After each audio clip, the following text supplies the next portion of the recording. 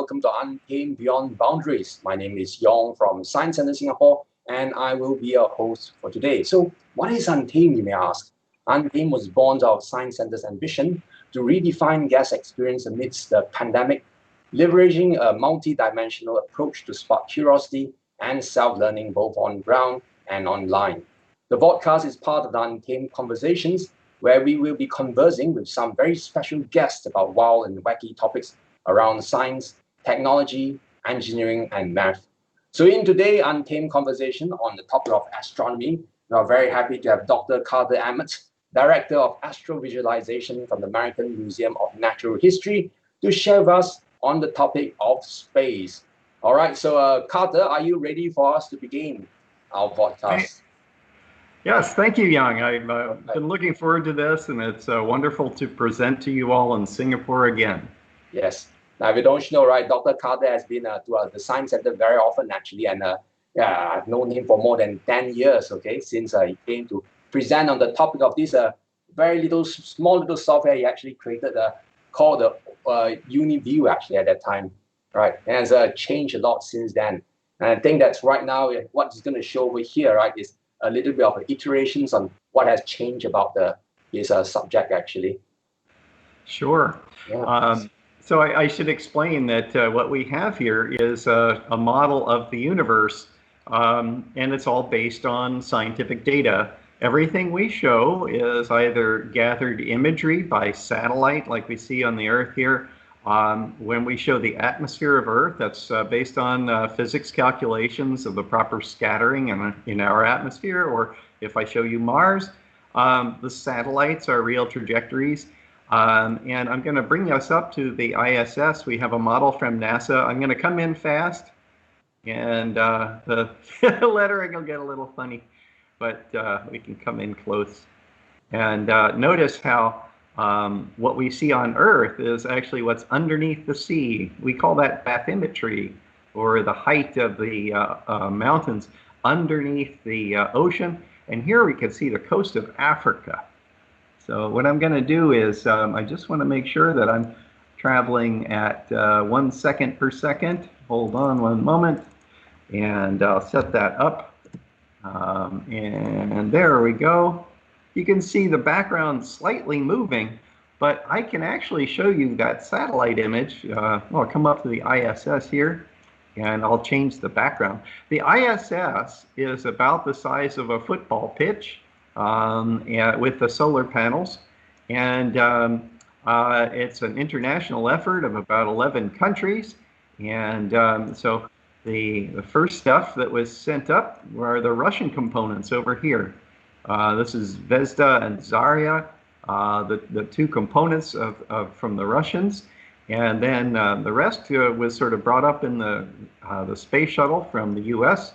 And so these components here, about 5 meters in diameter, are where the astronauts live. This is a component that from Japan. So it was built in Japan to be fit into the International Space Station. And we also see it has a sort of porch, and it has an arm that is shown extended here. This is where the space shuttle used to dock with the space station, and most recently where SpaceX has docked to bring the astronauts up. And then over here is the European component called the Olympus Module. And then also we can see right here, it says Canada, and Canada has done a lot with robotics. Going back to the beginning of the space shuttle, they built the first robotic arm, and they continue to have supplied the robotics for placing things on the space station when we don't want to take a risky spacewalk. Risky just in the sense that it's always risky to go outside, although the astronauts that have done that talk about how glorious it is. While I've been showing you this, we've been coming up on Africa here. We can see how thin the atmosphere is. It's only 20 miles, or 30 kilometers thick if you go straight up. And compared to the Earth, which is like 12,000 kilometers in diameter, that's that's equivalent to about as thin as a skin on an apple. So one of the things I love about Singapore is how you can see all the beautiful weather and storms that happen there frequently, and you see the big, tall, towering cumulus clouds, but those are all contained within the atmosphere, really just about no higher than the width of Singapore, in fact. So I'm going to pull back a little bit. I want to emphasize how we map the Earth. We map the Earth with the satellite going around. I have a particular satellite called the SNPP satellite, which has provided these images. Now, that's the green orbit. In fact, let me do this. I was targeted on the space station. I'm going to select the Earth so we can spin around the Earth. And I'm going to make time go a little faster for us. And here we can see that the ISS goes around, and here comes the SNPP. Now, if I just pause it for a moment, if we look, this is the continent of Africa. So the North Pole would be up here, and the South Pole or Antarctica would be down here. Now, as we're now November 1st, we can actually see how the mapping kind of pinches together. Maybe I can use my pointer to just say right here is the South Pole. Now this satellite goes over, we say it's a polar orbit, but it's not quite a polar orbit. It's tilted a little bit. But because the Earth rotates underneath it, let's get time going again. So if I pull back far enough, we'll see the Earth rotate. So the Earth is rotating, and the satellite is going around. I'm going to make this go a little faster. I'm going to go to a time lapse. We'll spin time up. So there we go. So here we are rotating with the Earth, and we see the satellites go around. So, and if I pull back far enough, we'll see there's the Earth rotating, and I'll just go like this. So the satellite remains, the green satellite that's mapping the Earth remains sort of fixed with respect to the Earth. Now what happened there? That's actually refreshing the new image of the Earth, and so that's the Earth today. That's actually how much of the Earth has been mapped today. And we can also see, if I just come back in, it doesn't yet have, like this picture, you see India. This is India here, down below us. Oh, now if I come in close, we can see that's India. But I'll pull back, and this is the extent that has been mapped so far. It's published by NASA, NASA Goddard Space Flight Center. They make this data. If you want to see it yourself, go to NASA Worldview, and you would see a flat representation. But we are able to stream that data into open space and view it. So open space is meant as a way to really see, as I said, a model of the whole universe. What I'm going to do now is I'm going to turn on some other lines. Now we were familiar with seeing lines of the satellites, and so now we see trails. Well, these are really orbital trails. There's the Earth's orbital trail around, and other trails of the other planets around the sun. And so we can see how we go around the sun as the satellites go around us. It's interesting to note that the low Earth orbit, the height of the International Space Station is about 400 kilometers. And that is 1/1000th.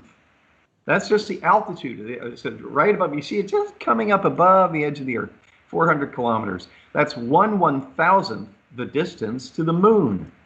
Now we have other satellites. There's the moon behind us. But let me do this. I want to show you. Here are the satellites. These are all the satellites that are in open space. And what I'm going to do now is run time.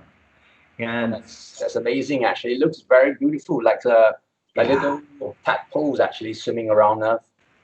What I'm going to do is I'll do a little trick here, Young. I'm going to set back to October 29th because the Earth is rotating. I want to see the Earth with its clouds. And I'm running so fast now, we're looking at about a ½ hour per second, actually a little more. And what you see Notice how the satellites down by the ISS are going around really fast. I can slow that down. There we go, maybe a little more graceful. Now, if you're in close to the Earth, you go around the Earth in 90 minutes, and that's just above the atmosphere. And so up there is a good place to put the space station. Also, there's this thing called the magnetosphere of Earth. We don't see it, it's somewhat invisible, but it causes our aurora, the interaction. It captures the solar wind, and that funnels in. If you've ever seen a bar magnet with like iron filings on a piece of paper above a bar magnet, you see it comes out of one side of the magnet and back down to the other. That magnetic field actually somewhat protects everything you're seeing here. And the farthest satellites out are the geosynchronous satellites. And they are sort of at the edge of that magnetic influence of Earth. And but the astronauts in low Earth orbit are well protected down inside the magnetosphere. So you go around faster the closer you get to the gravitational source. And so you go around every 90 minutes. Well, a very clever Englishman published a paper in 1945. He had an idea, and his name was Arthur C. Clarke, and he was a famous science and science fiction writer. And he published in 1945, at the end of World War II, an idea that if you could put a satellite up at 22,000 miles, 30,000 kilometers, that at that distance from Earth, that its orbital period going around the Earth would equal the rotation rate of Earth. And that's what we see here. These are the geosynchronous satellites. And so they hover above that part of the Earth that you want to use as basically a communication portal. So if you have a geosynchronous satellite above Singapore, it will rotate with the Earth. And we keep them over the equator because that's a nice stable place to go. You can notice that the other satellites kind of go up and over, and the Earth is twisting underneath. So very stable platform out here. 30,000 kilometers is about 1/10 the distance to the moon. So now we're going to go out farther. Now, I talked about that magnetic field. That magnetic influence does not extend to the moon. And I mentioned it sort of shelters the astronauts in low Earth orbit. When we went to the moon, we were beyond the magnetic influence of Earth, and a little concern of if there was any solar activity that we'd be outside that. So astronauts have to consider how to shelter themselves from like a solar storm, but and then we're thinking about going back to the moon now. Of course, the United States is planning on sending astronauts. China has been doing some fantastic landings on the moon recently with rovers, the Jade Rabbit rovers, and then here is the moon that we see. I was raised and told about the old man and the moon. Here, I'll turn the orbital trails off for a second. And the old man and the moon has one big eye and a smaller eye. But I also know that my friends from Asia have told me about the rabbit in the moon. So I'm going to turn the moon over a little bit. And here we see the head of the rabbit and the long ears and the body of the rabbit. In Japan, the rabbit is pushing a mochi stick, and so this is the head of the rabbit, and the rabbit sort of bent over a mochi stick. We're supposed to be grinding up some medicines actually in the Asian culture. Yeah, it's like a pounder actually, right? Like a mortar and pestle. Well, I like that idea. I wanted to show you where Apollo 11 landed. Landed in this smooth, dark area. Now notice how the moon. We started seeing this with telescopes. The first time Galileo had a nice painting that he made. Now he didn't have capability to make pictures other than drawing them himself. And they saw these dark features, and they called them mare, which is the Latin Italian word for sea. And they thought maybe because it's so smooth, maybe this is water on the moon. And then all the mountains looked round. So what was that about? So we knew that, like at the top of, in Italy, the top of Mount Vesuvius, or in Sicily, Mount Etna, that on top of a volcano, you have kind of a round crater because the, volcano, it explodes out, makes a kind of round crater. We were less familiar with something that the Earth has very few of, but impact craters, yes. And so an asteroid coming in and crashing into the moon. There was a great debate as we went to the moon whether these craters were volcanoes or whether they were impacts. And we found out that 99.9 of them basically are impact craters. And so where to land on the moon? Well, we don't want to land in any complicated terrain. And so Apollo 11 landed. I'll just show it right here. There's a crater Ritter and Sabine. These two craters, and just a little east of it, landed right here. Right here. And so very smooth, and not, they wanted to just make sure that we could land because it's our first time landing. They got out, picked up some rocks, and came back. 6 missions went to the moon, Apollo missions, and I thought I'd bring us to the most beautiful landing site of all. Well, actually, there are 2 beautiful landing sites, I think. The last 3 missions that took cars to the moon so they could really get around. The last mission landed in the very dramatic Taurus Littrow Valley. Now, why did they go there? Oh, well, I'll pull back just a little bit. Apollo 11, of course, landed in what's known as the Sea, or Mare Tranquillitatis, means a sea of tranquility. And then up here is the Sea of Serenity, so Mare Serenitatis. So between the Serenitatis and Tranquillitatis are these dark lavas, and this attracted the scientists, the geologists. They wanted to know, could this have been more recent volcanism on the moon? And so they wanted to come down, and they found this fantastic valley. As we get closer and closer, open space is streaming maps that we have set up for this. I don't have the maps on my computer. We're actually using the internet to draw them in.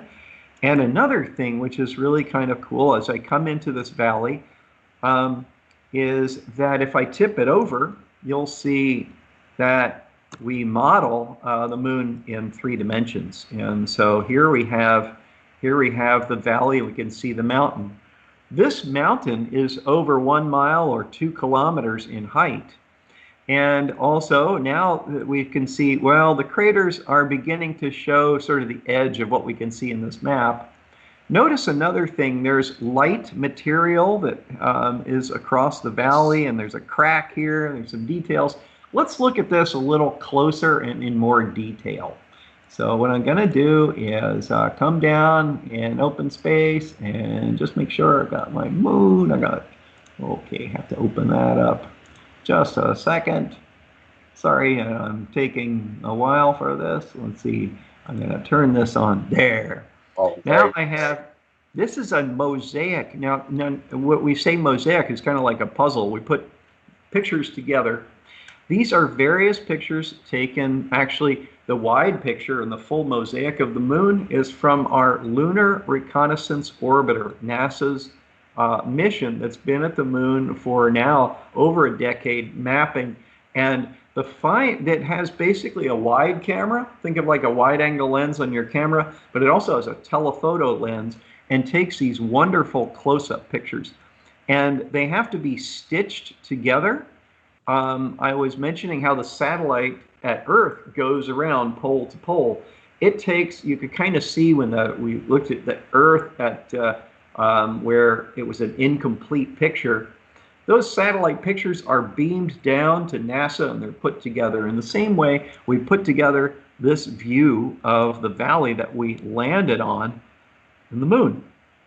And when the astronauts came down, they memorized these craters and they had to fly over the mountains. This is why we saved this to a later mission, because the astronauts had to be very confident in the way the lunar module worked to come in and land.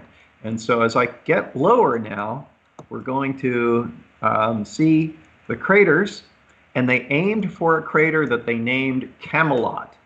And Camelot was a name that was given to the Kennedy administration, and Jack Kennedy sent us to the moon. So they named that crater in honor of the President of the United States who sent us to the moon. And they wanted to, this is 800 meters across. And that's really very detailed and close up, actually. I mean, those are all like the visualization. But here's the thing, actually, Carter, before we go on, right, I have actually a question from one of our audience, Marla. Actually, she was asking, I think she was asking, how can students like me contribute to the data collection and visualization efforts in open space?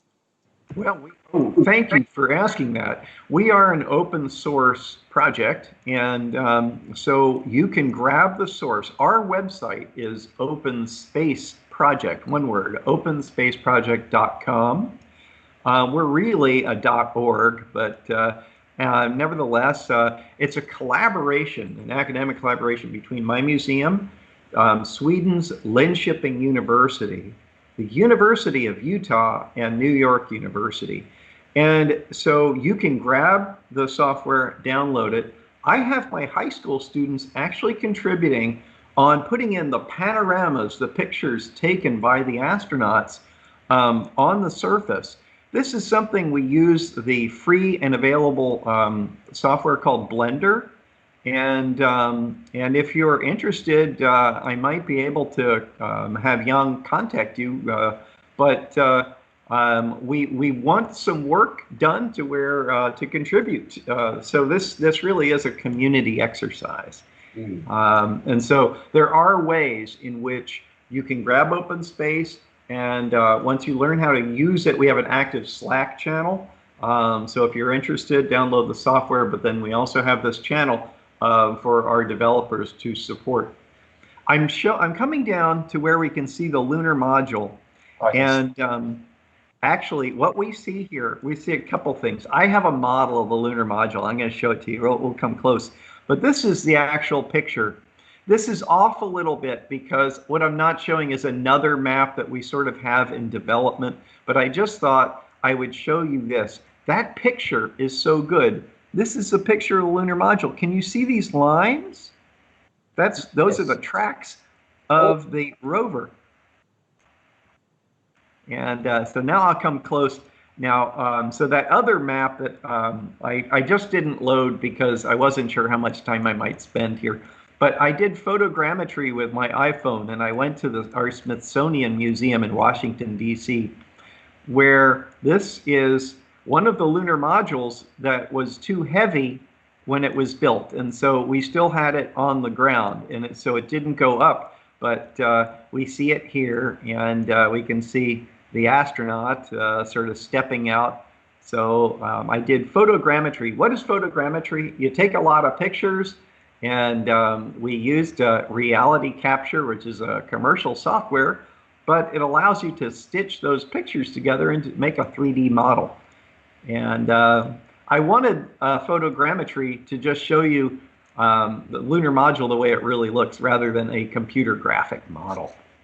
Oh, so that was the real one. And with an astronaut over there. It's called LEM 2, and it was renovated to look exactly like Eagle on the moon. And that renovation was done by a friend of mine, Paul Fjeld, who used to be with the Canadian Space Agency, but he is one of the world's leading experts on the lunar module. So they drove all around this valley. In fact, we have photogrammetry of some of the rocks on the moon that, but I want to take you to Mars and some other places. So if you don't mind, I might leave the moon. All right, so bye-bye, moon. Okay, so are there any other questions, Jan? Oh, that's about the only questions right now. Actually, perhaps we could have more questions about Mars later, okay? Oh, great. Okay. Notice there, you see the Big Dipper going by in the sky. I know it's hard to see from Singapore, but here, I'll just show you that. The sky is accurate to the date and all of that. Here we see all the, I thought I'd just turn around like this and pull away, move away from the Earth. And to just show you the, okay, so now we see the orbits, the orbital trails in the solar system. How many of you have been looking up in the sky? Last night, Halloween, we had a very nice full moon. I don't know if it was clear or not in Singapore, but you may have noticed Mars. Mars has been very big in the sky. Well, very bright in the sky. Big is a matter of looking through a telescope. But can you see this now as we look at the solar system? Whoa, I'll just not try to go too fast. And we can see this is Mercury, Venus, Earth, and then Mars is the next one out. Now, as we go around in our orbits, of course, like the satellites, this one is closest to the sun, so it's going to go around fast. Mercury, 88 days. It takes almost 2 years for Mars to go around. Just about every 2 years, we pass Mars, and this is where it's close. Now, this is also, we have 3 missions going to Mars. We look for these launch opportunities like every 2 years, and about almost, February 18th, the Perseverance rover is arriving at Mars, and so 6 months prior to, we launch and reach Mars. Let's go to Mars. Let's see Mars. All right. Great. Okay. So we're going to come on down quickly to Mars. And Mars is an exciting world because it's the most Earth-like planet, other than Earth, of course, in the solar system. So now, if I come in, we see it has 2 satellites. These are Deimos and Phobos, and these are small. They're sort of like, we consider them almost perhaps like captured asteroids. And then we see that Mars is red. It's red because it's iron oxide. Why do we have iron oxide or rust? Which, you know, rust is kind of reddish color. And another thing, we saw these dark markings on Mars. And also, this is Syrtis Major, first drawn about 350 years ago by Preston Huygens. And this is the Hellas Impact Basin. But I know many of you have probably heard about the canyon. We can see it coming into the light right now. This is the great Valles Marineris. So what I'm going to do is just let time continue a little bit. We also see some dark spots. They're sticking up out of the atmosphere. Mars is interesting. It's a world that's half the size of Earth, has enough gravity to hold an atmosphere, twice the size of the moon. And you notice how the moon didn't have an atmosphere. It's too small to hold an atmosphere, and unless we had some atmosphere that was being replenished by volcanoes and so forth. But we now know the moon is actually is dormant or dead. That was active in the beginning. The craters that we saw on the moon are they indicate basically a lot of activity during the formation of the moon, and then the moon has a very old surface, so we still see the craters.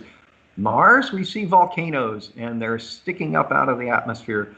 So this is the Olympus Mons, and let me turn on a nice map of Mars. Here we see the global color, but what I want to do is just go to, let's see, hold on a moment. Earth and Mars. I'm going through a number of selected layers that we can show, and I want to show one that shows in extreme detail. So that as that's coming up, come on, there we go. Pardon this taking some time. Here we go. Oh, so that, yeah, and the caldera up at the top. So this is a volcano that is extremely large. It's the caldera, or the sort of crater up at the top. We can see it has sort of multiple craters or calderas. So these are areas where where rock and gas came out, and then it collapsed back in. This is about 50 miles, or about 80 kilometers across. So this is even, Singapore could easily fit within this this caldera.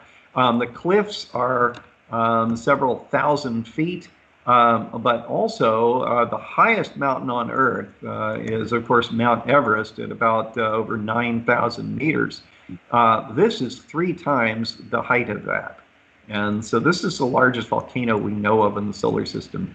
I want to show you the canyon real quick because we don't have too much time. Yes.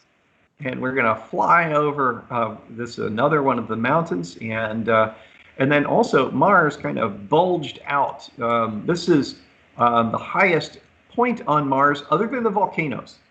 And when we saw the volcanoes, we can actually kind of see, here are 2 of them that we see here, Olympus Mons there. I wanted to show it like that.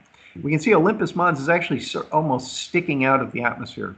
Well, this highly volcanic area on Mars is kind of bulged out with respect to the rest of the planet.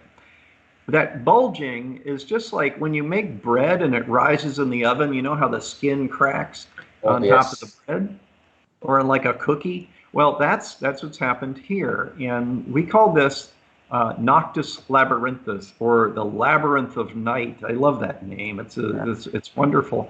And from that creates this giant crack in the surface, which is the Great Valles Marineris. And if any of you have been to the Grand Canyon in Arizona in the United States, how big is the Grand Canyon? About this big. Wow, that's really small. You think there's water inside there somewhere, running inside the canyon? Yes. So let's come up, and I'm not sure if there are any questions, Yang, or if you have any questions. Actually, I have a question. Do we get to see any water on Mars, actually? Well, we do actually see we see ice up at the poles. Ooh. And what we see is evidence of water on Mars in the past.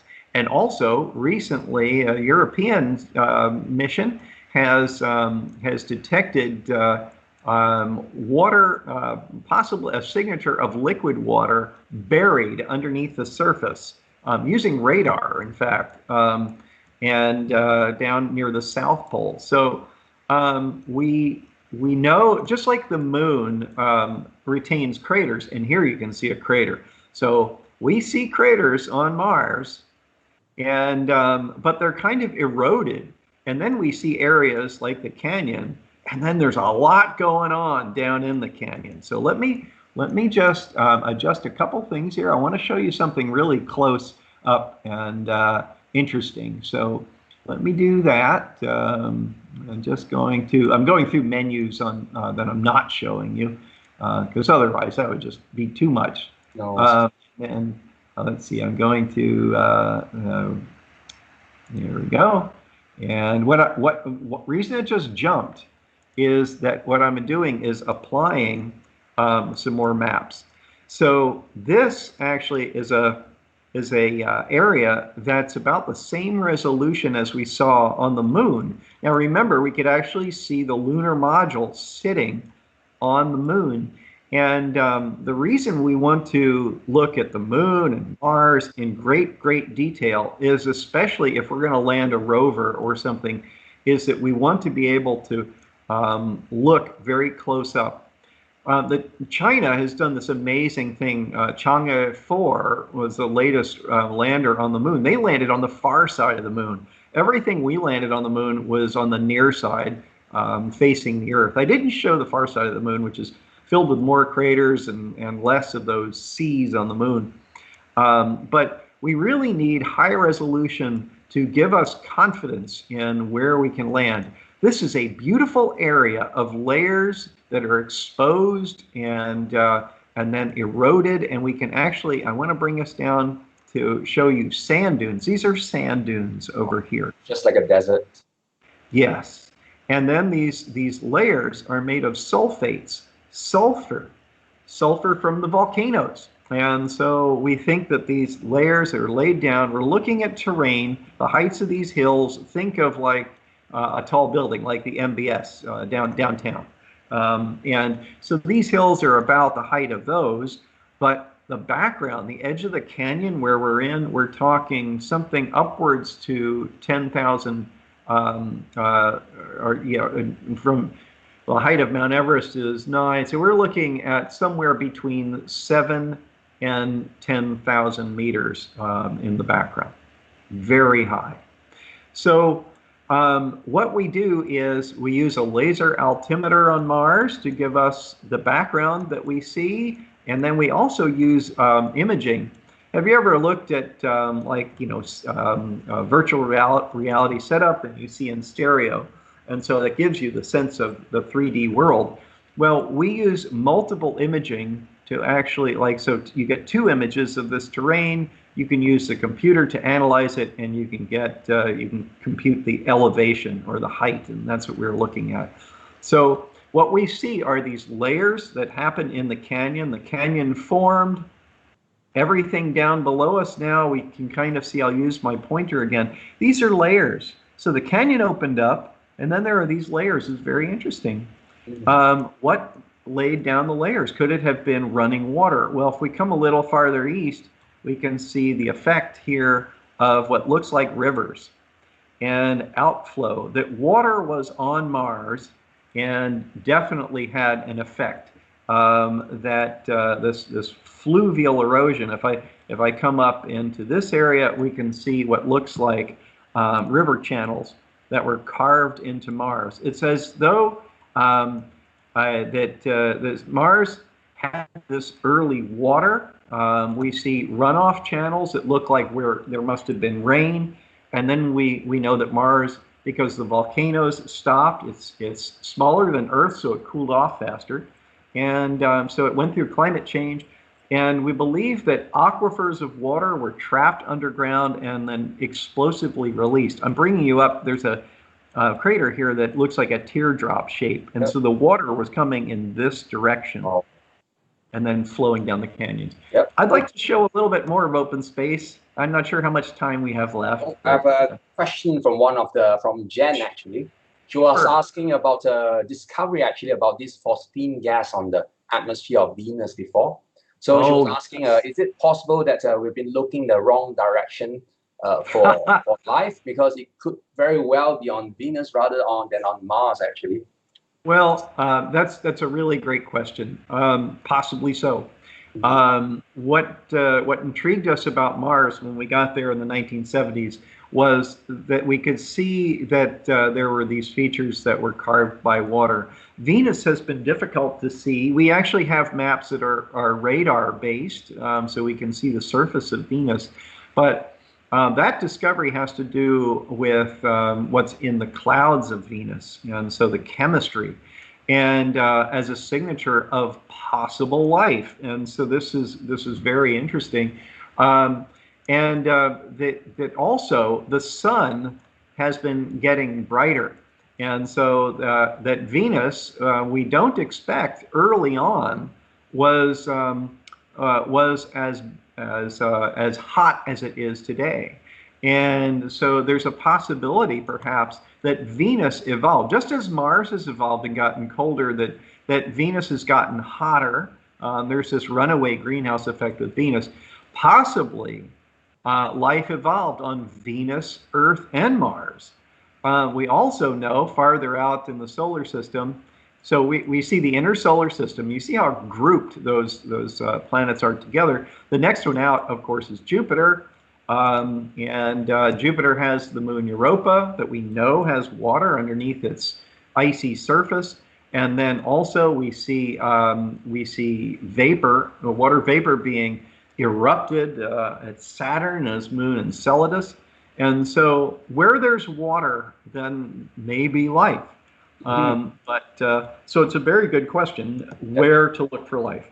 I brought us out beyond our solar system here just to see now our 8 planets. We have the inner planets and then the outer planets. This is so Jupiter, Saturn, Uranus, Neptune. Pluto is this little guy right there. But what I'd like to do now is, as we look around the beautiful Milky Way that forms our background, is to remind us that the sun is a star, And why not ask the question, are there planets beyond? And so let's look at that for a moment. What I'm going to do is show you where we have found exoplanets. And so I'm going to turn that on. All right. Every blue circle targets a star that we know has planets. Oh. And we had a particular mission called Kepler that looked at just one part of the sky to see the effects of if maybe a planet could move in front of that star and we might see a little dip in the light. Well, this is where Kepler looked. All right. These other stars were specifically targeted. Yes, Jan. I'm sorry. Yes. Could you just summarize for perhaps for someone who doesn't know it, what is an exoplanet? So an exoplanet is a planet that means exo, means beyond our solar system. So the definition of planets, astronomers have to be very precise. Scientists need to be very precise with their language. So we say, that we have 8 planets. Well, not too long ago, we considered Pluto actually a planet, but now we call it a dwarf planet because it's so small. And I love Pluto. It's a beautiful place. I wish I had time to take you there. But I want to show you a little bit more of the universe. These are planets around other stars. The first one was only found in 1995. We're talking 25 years ago. And now we know of thousands of them. So I'll do another thing here. I want to turn on our constellations. And so what I'm going to do is turn on these. These are the stick figures. Now, maybe you know of Orion, and which you can see, of course, from Singapore. And so here's Orion, and we show it in blue because it's a famous one. The ones in red are the zodiacal constellations, and that means that we see the sun move through them. As we go around the sun looks like it goes around us, and so we have these red constellations. What sign are you? Are you a Taurus, the bull? Are you Gemini up here, or are you Aries, the ram? So we have and then Pisces, the fish. So we have the different zodiac constellations. What I'm going to do now is move farther out. As we do, I'm going to now brighten the sun because we had to dim the sun to see the solar system. Now we're going to that's our star, the sun. And we're treating its brightness the same as the other stars that we're seeing. And now as I move out, we can see the 3-dimensional nature of this. And so this map in open space has all the stars that we know and the exoplanets. And we can now see that the constellations where we see stars, well, some stars are close and some stars are far.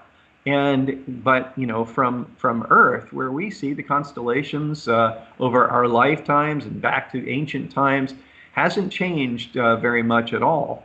And because we live a very short period of time compared to the action of the galaxy, what am I talking about? The Milky Way, which is a beautiful band of light, was mysterious until telescopes were developed.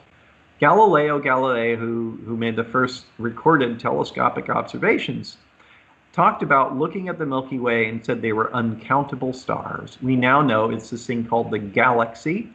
And if I move out farther, we can see now the constellation lines. I'm going to turn them off. And we now see the exoplanets. And we've lost the sun. It's so dim. It's way, way down there, surrounded by stars that we now know have planets. And if I move out even farther, we'll now see a visualization of our Milky Way. And I'll add something that we can see just to show our place in the galaxy. That's how far radio waves have reached out into space. I'll just come back in. We talk about distances in space with regards to the speed of light. That's 1 light year is how far light will travel in 1 year. And so it's a distance. And that light travels at an enormous speed, 186,000 miles, per second. I'm using miles. But think about this. If that's our sun in the middle, and the radius of this is about 80 light years, this represents when we became, with that radio, we started broadcasting to the galaxy with radar and television, which is very bright. So this marks our position in the galaxy. Are there other beings out there around other planets looking for us? Well, that's a good question, but we saw those exoplanets reaching out. We now see a representation of the galaxy from a simulation thanks to our friends in Japan at the National Observatory. This is a model of the Milky Way galaxy based on observations. Radio is a form of light, allows us to see structure on our side of the galaxy, and then they use a numerical simulation to actually thread the pieces all together. That makes our model of the Milky Way. And now as I move out, I'm going to show that the Milky Way, in fact, has companions. I've seen these from Australia. Down here are the Magellanic Clouds, and these are companion smaller galaxies that orbit the Milky Way. How big is the Milky Way? How many stars? Light, like I talked about just how, light travels, that tiny little ball that we looked at, marking where we are, that's us. That light traveling this tremendous speed, that little dot represents, how far radio waves have moved out in the galaxy. It would take a light beam 100,000 years to cross the galaxy. And by star counting, astronomers know that our galaxy has on the order of 200 to 300 billion stars. And we're now finding. What's that? Question from the audience. Okay, so Yes. just now you have said so many stars actually within our Milky Way galaxy. Is it possible? That's a question by Sophie, by the way. Are there any of those stars without planets? Sophie, we used to think maybe that stars don't have planets and we're the exception.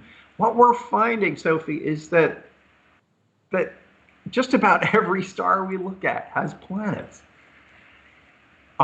If you do the math and you think, well, how many planets we've got, we've got 8 major planets, and then we got lots of little asteroids and things like this, depending on how you call a planet. This one galaxy, our home, easily has like over 1 trillion planets. Now, how many galaxies are there? Well, we've been mapping them. Let's move away. All right, so our galaxy comes back. There it is. Now we can see the Magellanic Clouds, SMC, and then there's an NGC 6822. That's another smaller galaxy. But you may have heard of Andromeda. Andromeda is the biggest sort of galaxy like us that's close. And it's over 2 million light years away. We see light that left 2 million years ago. What were you doing 2 million years ago? I know this is absurd, you weren't here, but your DNA was here, and that evolved to form you and me and everything around us. So what the proto-humans, Australopithecus, were walking around in Africa when the light from Andromeda left, and we're just getting it. And then there's another beautiful galaxy called the Pinwheel, sometimes a Triangulum galaxy over here.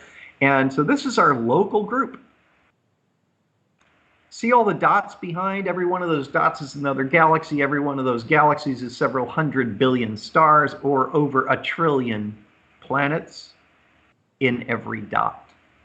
Every dot is a galaxy that has been targeted and mapped. And if I come up like this, we will see a grouping of galaxies. There it is. It's called Virgo because it lines up with the constellation Virgo. There are about 1,000 galaxies here in the Virgo cluster. And it's about, we can chart its distance. We know the distance. It's about 65 million light years away.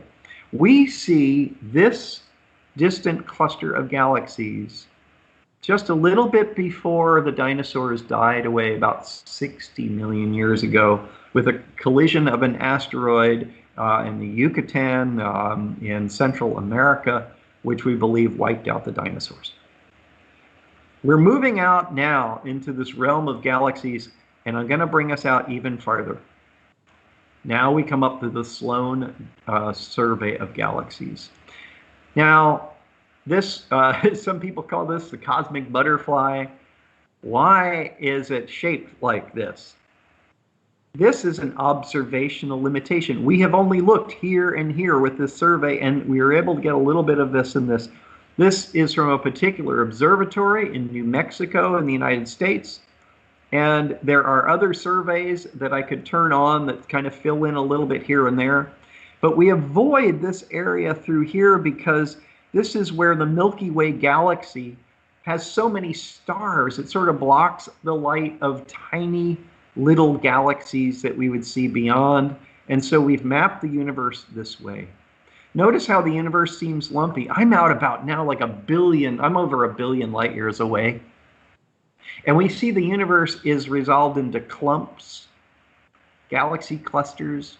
And in fact, if we go even farther away, we're looking at light that is coming in from so far away. We're looking at billions of years ago. Because this limitation of the speed of light allows us to now look at the universe in layers of time. So we're looking back to baby pictures of galaxies forming. When galaxies form, they're very bright. We call them quasars. And so we're no longer even looking at galaxies. We're just looking at their galaxy nuclei of galaxies forming, these quasars. These are like baby pictures of galaxies. Think about this for a moment. If you were out here, one of these points, you would be an evolved galaxy yourself, and you might see us as a baby picture, we'd see an early quasar of the Milky Way galaxy back there. So this is our point of view in the universe. It's nothing special. We just show you where we've mapped. Once again, this is where we have not been able to map yet. This doesn't mean there are not galaxies here. There are galaxies here. That's what we can see. This is our sample. And in science, we always do a sample. Carter, Now, is that as far as we can see in the universe? Is that the furthest we can see? Oh, that's the question by one of our viewers, by the way. That's Sam. He was asking, how far into the universe can we actually see? How far away? Sam, this is an interesting question, and without going too much into cosmology, I just want to point out that Edwin Hubble was the one who got the distance for Andromeda in 1923, so he also discovered something else by 1929. So in 6 years, not only did he get the distance to galaxies, he put that together with observations that others had also made, that galaxies were all moving away from one another. What's that about? Think of it's like this kind of looks like a sponge, right? You got little holes in it and stuff. So this cosmic sponge is expanding. Well, Einstein had predicted that the universe could not be standing still. It'd be contracting or expanding, like space would be expanding. Very strange concept.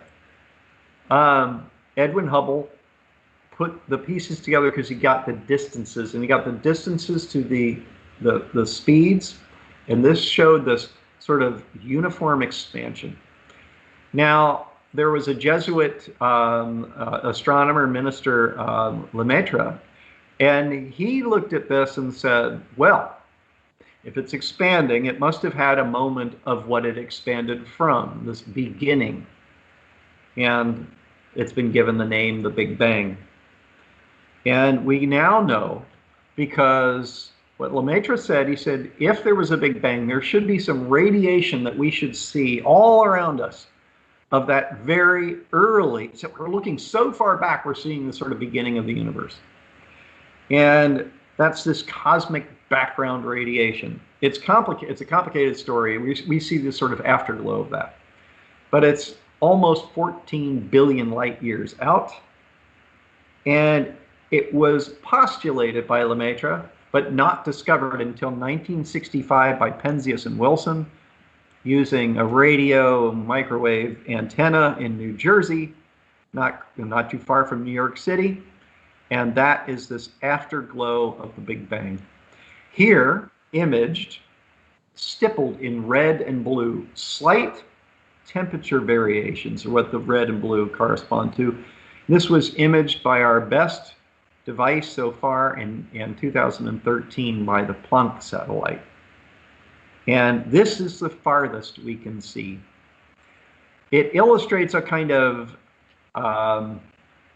cosmic horizon in time and space. We could not get outside it like this, but we show it as a concept. We are in the center, and this is how far we can see. This is similar in a way to that radiosphere I showed of our radiation moving out into space in time, space and time. So if you were, again, one of these quasars out here, you would see a sphere around you. You'd see more in one direction that we cannot see, and we see more in the other direction. How big is the universe? It could be infinite. We don't know. This is our sample of the universe, as large as it is, 13.8 billion light years or years old. And so we show this, the time, in that amount of time, it's expanded so much that the distance that we show is about 42 billion light years. This gets into the whole cosmology stuff, but I'm going to fly back home because I think we're probably out of time. But we've covered a lot of ground. We've gone from the space station and satellite pictures, the thickness of our atmosphere, our lunar module that was on the moon. Oh, the top part of the lunar module came back, bringing the people, but we show that thing sitting there like when we were there. Mars, which is a fascinating world, the question of life. I'd love to have shown some of Venus and flown over the volcanoes of Venus, the rings of Saturn, and so on. But if you're interested, get Open Space, download it, and have fun. So we're going to come back down. Yeah. Oh, yes, I have another question as well. Sure. From Titus, actually. He was asking, what is in the middle of the Milky Way galaxy? Oh, I love that question. There are observations, very interesting, of, we know it has many, many stars. And in fact, here are the exoplanets, are coming back home. I couldn't really take you out to all those stars. I could fly out to the Milky Way center, but you're not going to see an accurate representation of all the stars. I'd love to put that in.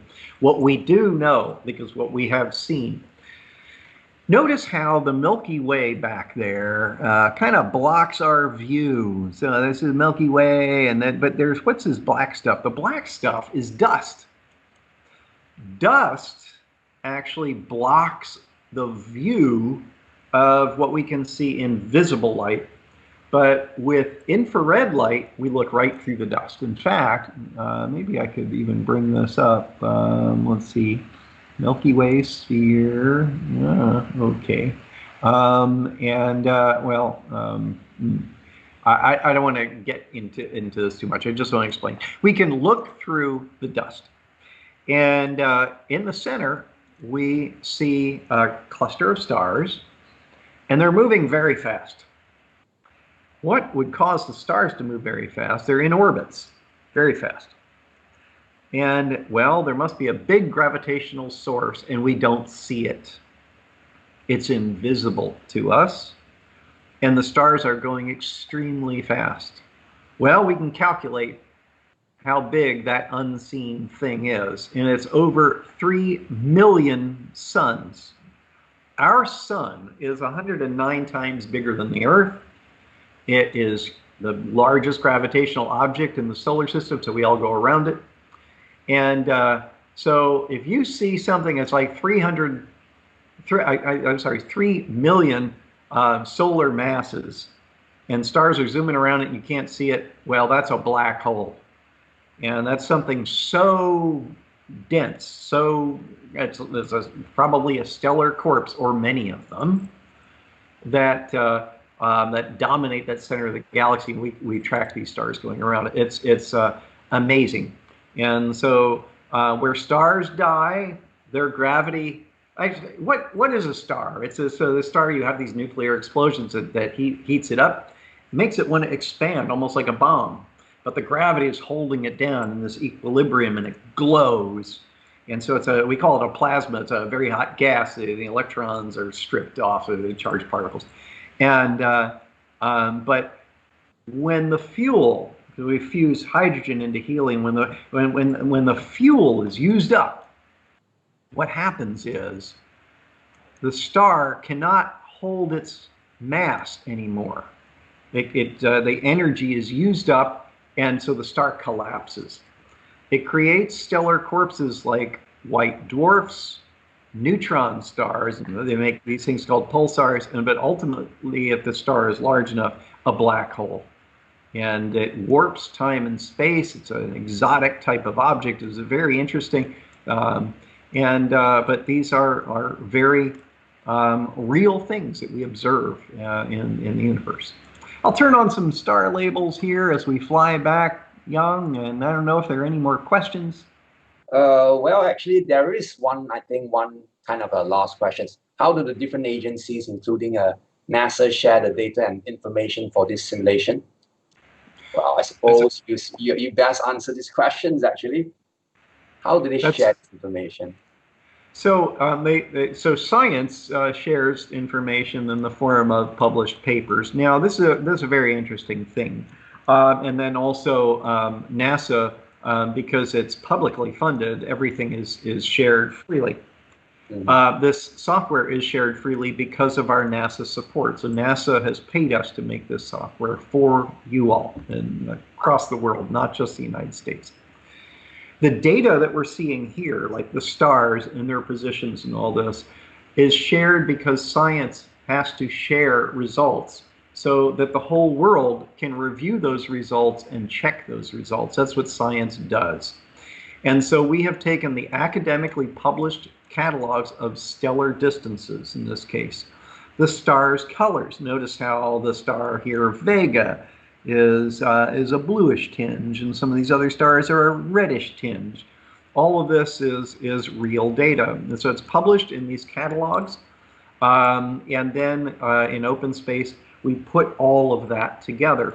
Now, when we came down in the solar system to, say, Mars or the Moon, and in fact, some of the data that we have for the Moon, I didn't show it, but comes from colleagues in Japan.